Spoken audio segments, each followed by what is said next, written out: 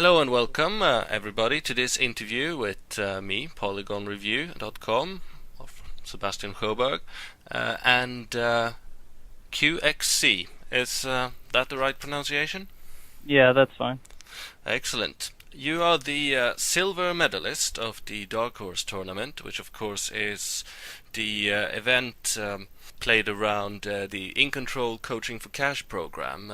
You're one of his students, and this tournament has been a way of celebrating the skills and Starcraft playing of those players. So, how's it going today to start with? It's going pretty good. I got on early and played some Zerg. I've been trying to learn Zerg. I'm a Terran main player. It's pretty tough.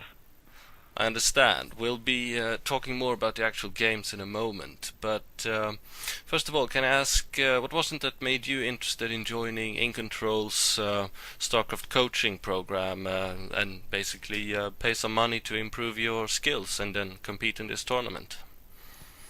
About a year ago, a little over a year ago, I decided I wanted to get a lot better at Starcraft, and so I've been training pretty intensely. I started as a D plus last January on IC Cup when some of my friends showed it to me, and then I got up to B minus over the summer, and I've just been looking for different ways to keep improving my game, and I didn't mind spending a little money. iNcontrol's helped me a lot with that.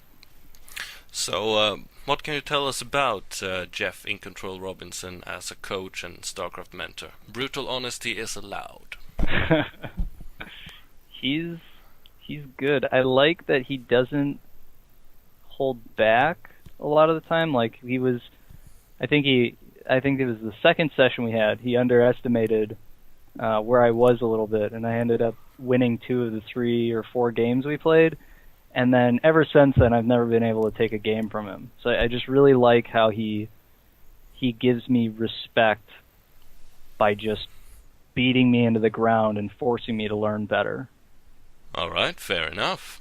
It clearly has had some good effect.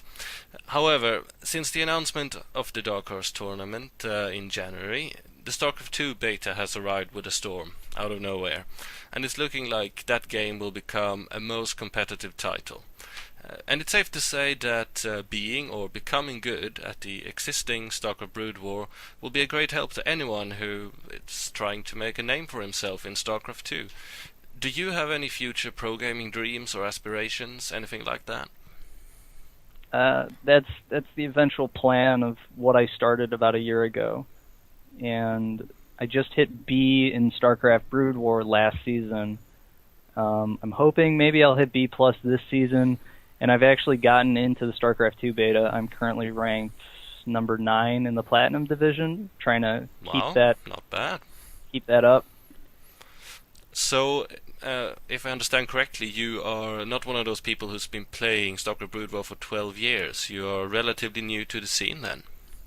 My experience with StarCraft Brood War in the past has been when I was 12.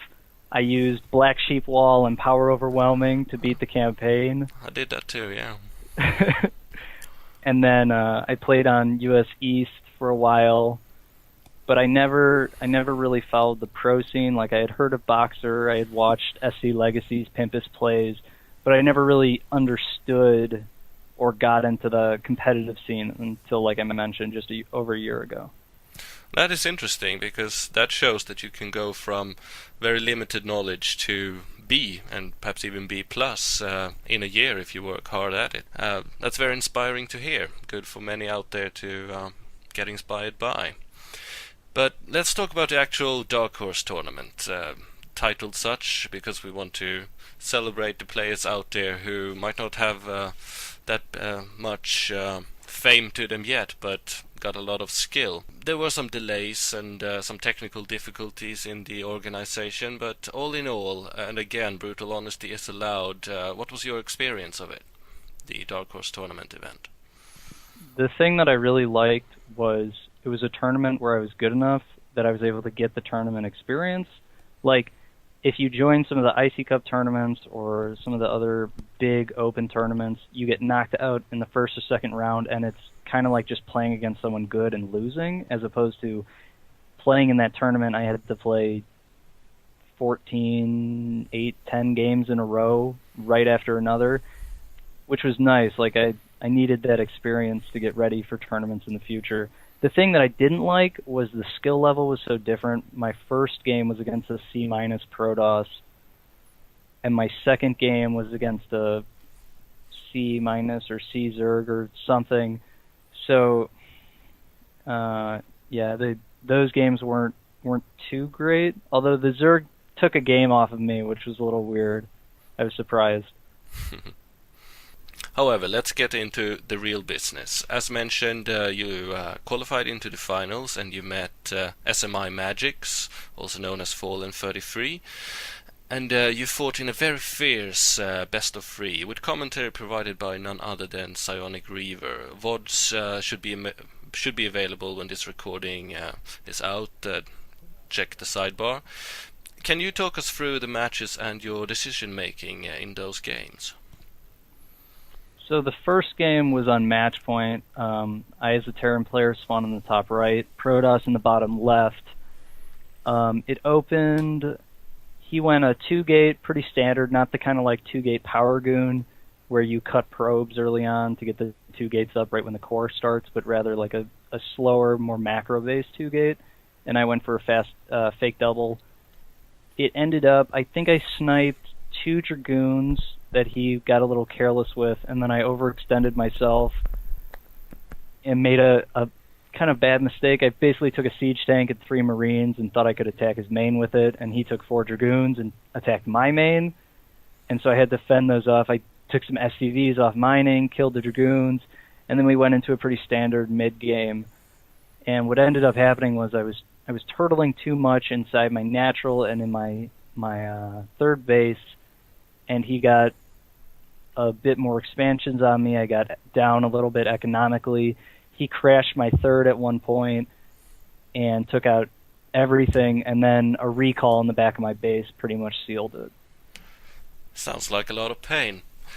However, you did manage to take one game of your opponent. Can you talk a bit about that match?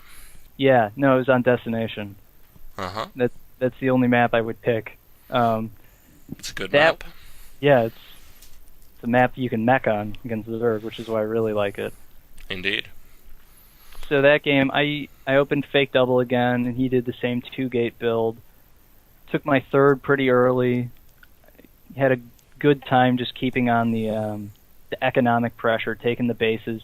For some reason, okay, so I was in the bottom as Terran, he was in the top as Protoss.